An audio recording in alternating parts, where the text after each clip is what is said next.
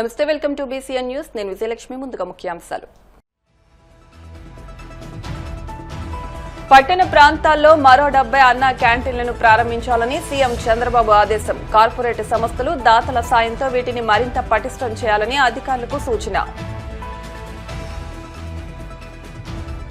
నెల్లూరు కలెక్టరేట్లో జాతీయ scheduled tribes commission chairman అంతర్ సింగ్ ఆర్య సమీక్ష. గిరిజనులు, ఆదివాసుల సమస్యలను సంపూర్ణంగా పరిష్కరించడమే తమ ప్రధాన లక్ష్యమని వెల్లడి. కాలనాగు, పడగలాంటి చంద్రబాబు నీడలో ఉంటూ రాజకీయం చేస్తున్న షర్మిల, సునీతమ్మలు అప్రమత్తంగా ఉండాలి. వైసీపీ నేత సతీష్ కుమార్ రెడ్డి విమర్శలు. తిరుమల శ్రీవారిని దర్శించుకున్న డీఎండీకే ప్రధాన కార్యదర్శి ప్రేమలత. ఆలయ మర్యాదలతో స్వాగతం పలికిన అధికారులు. రాష్ట్రంలోని పట్టణ ప్రాంతాల్లో మరో 70 అన్నా క్యాంటీన్లను ప్రారంభించాలని ముఖ్యమంత్రి చంద్రబాబు అధికారులకు సూచించారు. అన్నా క్యాంటీన్లను సూపర్ సక్సెస్ చేసేందుకు రాజస్థాన్లోని అన్నపూర్ణ రసోయి, తమిళనాడులోని అమ్మ క్యాంటీన్లను అధ్యయనం చేయాలని చెప్పారు. ప్రస్తుతం రాష్ట్రంలో ఉన్న 204 అన్నా క్యాంటీన్లకు ఏడాదికి 167 కోట్ల వ్యయం అవుతోందని అధికారులు తెలిపారు. అయితే కార్పొరేట్ సంస్థలు దాతల సాయంతో వీటిని నడిపించేలా పటిష్టం చేయాలని సీఎం ఆదేశించారు.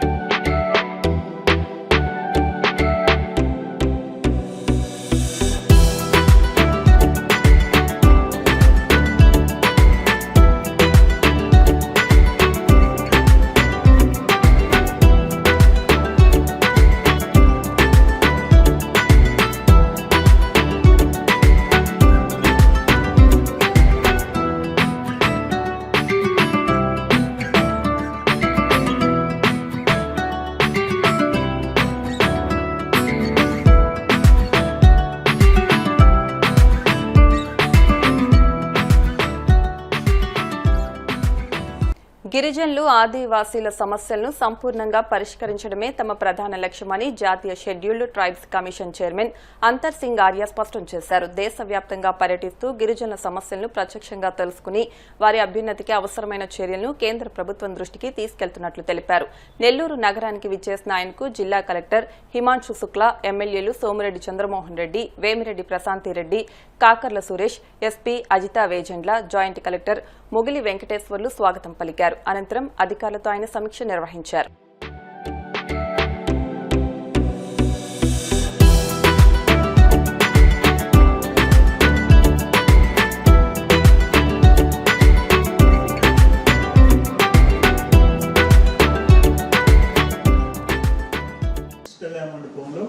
ఆధార్ కార్డ్, ఆధార్ అంటే you have Aadhaar card, that is the evidence that you are Indian, living in India. అంటే 11,000 persons doesn't have Aadhaar cards. Around 10,000 families doesn't have ration cards. Special drives స్ట్రీట్స్కి వెళ్ళామనుకో పెడితే ఆ రోజు కలెక్టర్ ఆనంద్ గారు వచ్చి చూసి కండిషన్ చూసి మొత్తం స్పెషల్ డ్రైవ్ పెట్టాడు జిల్లాలో. ఈరోజు 11,000 మందికి ఆధార్ కార్డు లేవని ఐడెంటిఫై అయింది. ఆల్మోస్ట్ క్లియర్ అయిపోయింది. రేషన్ కార్డ్స్ కూడా క్లియర్ అయ్యాయి. అంటే ఇండియాలో బహుశా మన స్టేట్లో మంచి వాళ్ళు ఎవరంటే గిరిజనులు, అమాయకులు ఎవరంటే గిరిజనులు, ఇన్నోసెంట్స్ ఎవరంటే గిరిజనులు, మోసపోయేది ఎవరంటే గిరిజనులు. ఎకరా అరెకరా ఉంటే ఏలు ముద్ర వేసేసి రెడ్డి ఆడ పెట్టమన్నాడు, పెట్టేశాను, కాగితం ఉందా, రెడ్డి తీసుకున్నాడు. సర్వేపల్లి ఇన్సిడెంట్ చెప్తున్నాను నేను. కలెక్టర్ దగ్గర తీసుకోపోయారు. 6 ఎకరాల చిల్లర 35 lakhs లేకుండా ఒక రెడ్డి గారు అమ్మేశారు. అందుకని జిల్లా కలెక్టర్ గారు కూడా ఈ సందర్భంలో నేను చెప్పేది ఏంటంటే, ఎవరైనా సరే, ఆయన పెద్దరెడ్డి అయినా, పెద్ద ఇంకొక ఆయన అయినా, ఎమ్మెల్యే అయినా, గిరిజనుల జోలికి వస్తే వీ షుడ్ నాట్ స్పేర్. కూడా ఎమ్మెల్యేస్ టీం కూడా రాష్ట్రంలో ఉండే గిరిజనుల పరిస్థితి అధ్యయనం చేయాల్సిన పరిస్థితి ఉంది. ముఖ్యమంత్రి గారితో కూడా కంటిన్యూస్గా దీని గురించి మాట్లాడుతున్నాం. ఏదేమైనా ఈరోజు నేషనల్ ఎస్టీ కమిషన్ చైర్మన్ మన దగ్గరికి వచ్చి మన గిరిజనుల విషయం తెలుసుకునే అవకాశం రావటం నిజంగా చాలా సంతోషంగా ఉంది. వాళ్ళ హౌసింగ్ ప్రాజెక్ట్ కూడా ఒక దాని మీద నేను వర్కింగ్ చేస్తున్నాను. మేబీ అది డెఫినెట్గా సక్సెస్ అవుద్దని చెప్పి కూడా నేను అనుకుంటున్నాను. బికాస్ 12 cents ఉన్న వాళ్ళ దాంట్లో వాళ్ళకి ఒక 6 lakhs పెట్టి ఇల్లు కట్టించి మోడల్ హౌస్గా చేయాలి అని చెప్పి నేను ప్రయత్నం చేస్తున్నాను with somebody support. So maybe God's grace అది సక్సెస్ అవ్వద్దని చెప్పి నేను అనుకుంటున్నాను. ఎంపీ గారు సహకారంతో సమ్ అదర్ ఈ ఆర్గనైజేషన్స్ తోటి కోఆర్డినేట్ చేస్తున్నాను నేను. అది డెఫినెట్ గా సక్సెస్ అవుతుందని కూడా చూస్తున్నాం. అలాగే నేను ఎలక్ట్ అయిన తర్వాత ఫస్ట్ డ్రైవ్ ఆధార్ కార్డ్స్ కానీ రేషన్ కార్డ్స్ కానీ మన సొంతంగా మనం ప్రతి ఒక్కరిని రికగ్నైజ్ చేసి చేయడం కూడా జరిగింది. సో ఇదే కాకుండా మొత్తం ఆఫీసర్స్ అంతా కూడా కోవూరు కాన్స్టిట్యున్సీని కొంచెం స్పెషల్ గా తీసుకోవాలని చెప్పి నేను కలెక్టర్ గారికి కూడా రిక్వెస్ట్ చేస్తున్నాను. ఎందుకంటే కోవూరు కాన్స్టిట్యున్సీలోనే ఎక్కువ మంది ఎస్టీస్ ఉన్నారు. చాలా మందికి మనం ఎంత చేసినా కూడా వాళ్ళకి సరిపోదు. So we need to support them. So sir, I'm requesting you also take special interest on. Okay, thank you. And basically lot of these ST population, they are not under welfare umbrella, so we need to bring them into welfare umbrella. They don't have a site to live, they don't have a house to live, they don't have proper clothing in Udayagiri.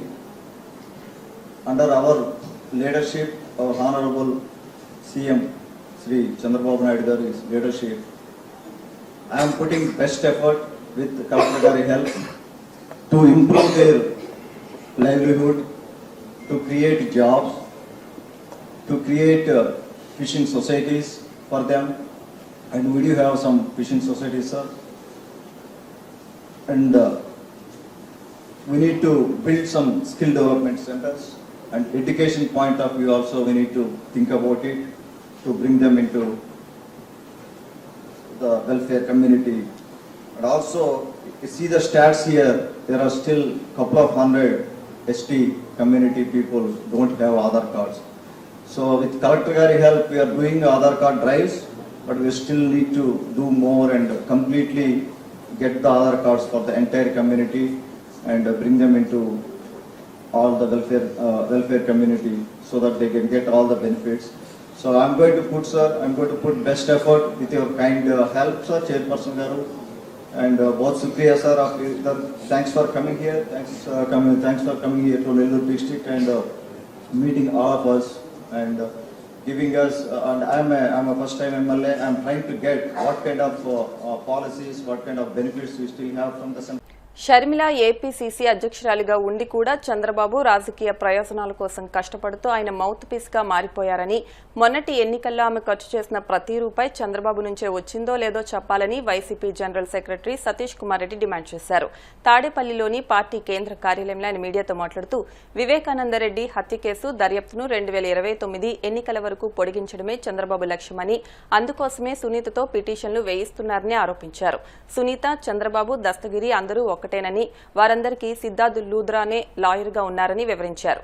Sharmila గారు అనేక ఆరోపణలు జగన్మోహన్ రెడ్డి గారి మీద, అదే రకంగా అవినాష్ రెడ్డి గారి మీద చేయడం, దాంట్లో కూడా ఆయన మాట్లాడుతూ ప్రతి సందర్భంలో అవినాష్ రెడ్డి గారిని, జగన్మోహన్ రెడ్డి గారిని తప్పులు పెడుతూ మీ చేతిలో మీడియా ఉందని చెప్పి, మీ చేతిలో పత్రికలు ఉన్నాయని చెప్పి ఇష్టానుసారం మీరు మా మీద అద్భుతాలు చెప్తారనేటువంటి విషయం మాట్లాడింది. ఈ సందర్భంగా షర్మిల గారికి గుర్తు చేస్తున్నా, ఈ రోజు ఈనాడు పేపర్ చూడు, ఈ రోజు ఆంధ్రజ్యోతి పేపర్ చూడు, ఏ రోజు నువ్వు కన్స్ట్రక్టివ్ గా మాట్లాడేటువంటి విధానాలకు ఎప్పుడు కూడా కవరేజ్ ఇవ్వరు. ఇప్పటికీ దాదాపు ఈ సోదరి మనులిద్దరికి, మన సునీతమ్మ కావచ్చు లేకుంటే షర్మిలమ్మ కావచ్చు, అనేక సందర్భాల్లో హెడ్ లైన్స్ లో, ఫ్రంట్ పేజీలో, ఆంధ్రజ్యోతిలో గాని ఈనాడులో గాని ఎప్పుడు ప్రకటన వచ్చినా కూడా జగన్మోహన్ రెడ్డి గారి ఇమేజ్ ను డ్యామేజ్ చేయడం కోసం, అవినాష్ రెడ్డి గారి ఇమేజ్ ను డ్యామేజ్ చేయడం కోసం వివేకానంద రెడ్డి హత్యను వాళ్ళకు ఆపాదిస్తూ చేసేటువంటి ప్రకటనలు తప్ప ఏమైనా ఉన్నాయా అని చెప్పి ఈ సందర్భంగా నేను ప్రశ్నిస్తున్నా. ఏమమ్మా షర్మిలమ్మ, నువ్వు చెప్పు, ఇప్పుడు పత్రికలు నీ పక్కన ఉన్నాయా, పత్రికలు జగన్మోహన్ రెడ్డి వైపు ఉన్నాయా, లేకుంటే వైఎస్ఆర్ కాంగ్రెస్ పార్టీ వైపు ఉన్నాయా? ఇప్పటికీ కొన్ని వందల సార్లు ఈనాడు పేపర్లో హెడ్ లైన్స్, ఆంధ్రజ్యోతిలో హెడ్ లైన్స్, మీకు కావాల్సినటువంటి ఏబిఎన్ ఆంధ్రజ్యోతిలో, TV5 లో ప్రత్యేకమైనటువంటి ప్రసారాలన్నీ మీ ప్రెస్ మీట్ పెడితే వస్తాయి. ఎప్పుడు వస్తాయి?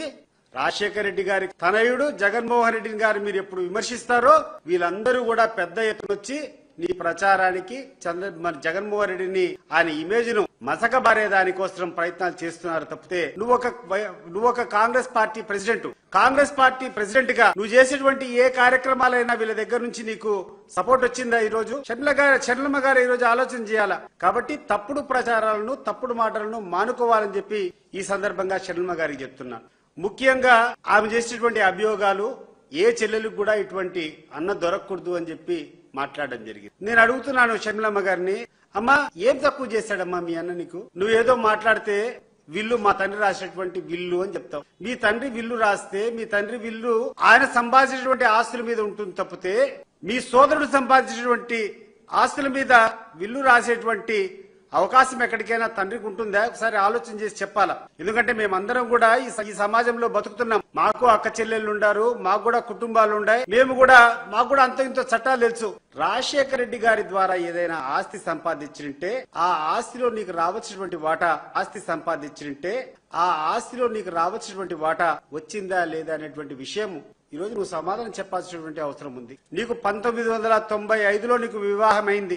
ఆ రోజు నుంచి 30 సంవత్సరాల క్రితం నీకు పెళ్లి అయిపోయినా రాజశేఖర రెడ్డి గారి కుటుంబంతో నీకు కట్ అయినా కూడా నీకు ఆ రోజు రాజశేఖర రెడ్డి గారు రాసినటువంటి ఆస్తులు ఆయన విల్లు అంతా ఒకసారి చెప్తున్నాను. హైదరాబాద్ బంజారాహిల్స్ లో రోడ్ నెంబర్ 2లో ఇంటిని రాజశేఖర రెడ్డి గారు నీకు ఇచ్చారా లేదా? అదే రకంగా ఇడుపులబాయిలో 51 ఎకరాల భూమి నీకు ఇచ్చారా లేదా? అదే రకంగా 15 మెగావాట్లు SRS స్మాల్ హైడ్రో ప్రాజెక్టు మీకు ఇచ్చారా లేదా? దివ్యాంగుల అభివృద్ధికి కృషి చేస్తున్న ఏలూరు ఎంపీ పుట్టా మహేష్ కుమార్ కు బేమడోల్లో దివ్యాంగులు బాసటగా నిలిచారు. బేమడోలు మార్కెట్ సెంటర్లో ఏలూరు జిల్లా అఖిలాంధ్ర దివ్యాంగుల సేవా సంఘం ఆధ్వర్యంలో సమావేశం నిర్వహించి ఎంపీకి మద్దతు ప్రకటించారు. ఈ సందర్భంగా సంఘం జిల్లా అధ్యక్షుడు మామిడిపల్లి నాగభూషణం, బేమడోలు మండల అధ్యక్షుడు ఉండ్రు బెంజమిన్లు మాట్లాడుతూ ఇటీవల మొయినాబాద్ ఫామ్ హౌస్ ఘటనలో ఎంపీపై వస్తున్నవి కేవలం ఆరోపణలేనని, ఆయన నిజాయితీతో బయటకు వస్తారని విశ్వాసం వ్యక్తం చేశారు. దివ్యాంగుల సంక్షేమాన్ని ఎప్పటికప్పుడు ముందుకు తీసుకెళ్లడంలో ఎంపీ పుట్టా మహేష్ కట్టుబడి పనిచేస్తారని. నమస్కారం, నా పేరు మామిడిపల్లి నాగభూషణం, ఏలూరు జిల్లా వికలాంగుల ప్రెసిడెంట్ ని. ఈ మధ్యకాలం 4 రోజులు మట్టి మా ఏలూరు పార్లమెంటు పుట్టా మహేష్ గారి మీద టీవీలోను సోషల్ మీడియాలోను ఎక్కడ చూసినా సరే ఆయన ఏదో చేశారు, హైదరాబాద్ లో పార్టీకి వెళ్లి నెగిటివ్ వచ్చిందని ఒకసారి, పాజిటివ్ వచ్చిందని ఒకసారి, రకరకాల వస్తున్నాయి. కానీ అలాంటి మంచి మనిషి మాకు వచ్చిన 2 సంవత్సరాల దగ్గర అవుతుంది. ఆయనతో దగ్గరగా మేము దివ్యాంగులు మాకు కొన్ని సేవలు అందించడం కోసం ఏదైనా ఆఫీస్ కాడికి వెళ్తే ఎన్నో మంచి పనులు చేశారు. అలాగే కొల్లేరు సమస్యలు గానీ లేదా టొబాకో రైతులకు గానీ ప్రతి కార్యక్రమం, ఏ రోడ్ లేదన్నా ఏదైనా సరే చాలా మంచి కార్యక్రమాలు చేసిన వ్యక్తి మీద ఇలాంటి రూమర్స్ వచ్చేటప్పుడు మాకు చాలా బాధ కలిగింది. ఈ 4 రోజులు మట్టి ఏం జరుగుతుందో ఏంటో కూడా మాకు అర్థం కావట్లేదు. కానీ ఆయన మంచి మనసుకి భగవంతుడు కడిగిన ముత్యంలాగా బయటకు రావాలని మా దివ్యాంగులు, ఏలూరు జిల్లాలో ఉన్న దివ్యాంగులు అందరూ కూడా ఫోన్ చేసి, అన్నయ్య గారు ఏంటిది ఇలా అంటున్నారంటే, అమ్మాయి ఆయన అలాంటి వ్యక్తి కాదు. ఎందుకంటే ఎలక్షన్ అప్పుడు కూడా మేము దగ్గర ఉన్నాము, తర్వాత కూడా ఏదైనా పని ఉంటే వాళ్ళని వీల్ చైర్ కావాలనో లేకపోతే మాకు బండి కావాలని ఏదైనా వెళ్తే తక్షణం ఆయన ఉన్నా లేకపోయినా ఆఫీసులో ఎంపీ గారు, పిఏ గారు కానీ లేదా అక్కడ ఉన్న అనుచరులు ఎవరైనా సరే మాకు చాలా బాగా చేశారు. కాబట్టి ఆయన అలాంటి వ్యక్తి కాదని మేము నమ్ముతున్నాం. నేను బేమడోలు మండల వికలాంగుల ప్రెసిడెంట్ ని. గత వారం రోజులుగా మా ఏలూరు ఎంపీ పుట్టా మహేష్ గారి మీద వచ్చిన ఎలిగేషన్ వాస్తవం కాదని మా వికలాంగులు అందరం అనుకుంటున్నాం. ఇది కరెక్ట్ పద్ధతి కాదని, ఆయన హైదరాబాద్ వెళ్లి పెళ్లికి అటెండ్ అయిన, పార్టీకి అటెండ్ అయిన కార్యక్రమంలో ఆయన మీద వచ్చిన ఆరోపణలు ఇది తప్పని, ఇది కరెక్ట్ కాదని, ఆయన మా వికలాంగుల కోసం చాలా పనులు చేశారు. మేము ఎప్పుడైనా స్పందించారు. అలాగే ప్రజల కోసం కూడా కొల్లేరు గురించి కూడా పోరాడారు. బేమడోలు నుంచి ద్వారకతిరుమల వెళ్ళడానికి ప్రజలు ఇబ్బంది పడుతుంటే ఓవర్ బ్రిడ్జిలు కూడా, ఈ బేమడోలకి 3 ఓవర్ బ్రిడ్జిలు తేవడం జరిగింది మహేష్ గారు. అలాగే మా బేమడోలు శ్మశాన వాటికి కూడా ఆయన ఎంతో స్పందించి దగ్గరుండి చేసి వెళ్ళినటువంటి వ్యక్తి. ఆయన మీద ఇటువంటి ఆరోపణలు రావడం కరెక్ట్ కాదు. మా వికలాంగులకి ఎంతైనా చేశారు ఆయన. అలాగే మా వికలాంగులకు ఎప్పుడు వెళ్ళినా సరే మీరు రండి చేసి పెడతానని మాట ఇచ్చినటువంటి వ్యక్తి. అటువంటి ఆయన మీద ఇట్లాంటి రిలేషన్ రావడం అనేది కరెక్ట్ కాదని మేము అనుకుంటున్నామండి. ఆయన ఎప్పటికైనా సరే మంచి వ్యక్తి, ఆయన మంచి నిరూపించుకుంటాడు కూడా. ఆయన ఎప్పటికైనా సరే కలిగి ముత్యంలాగా బయటకు వస్తాడని మేము ఆశిస్తున్నామండి. ఇప్పుడు కాసేపు ప్రకటనలు.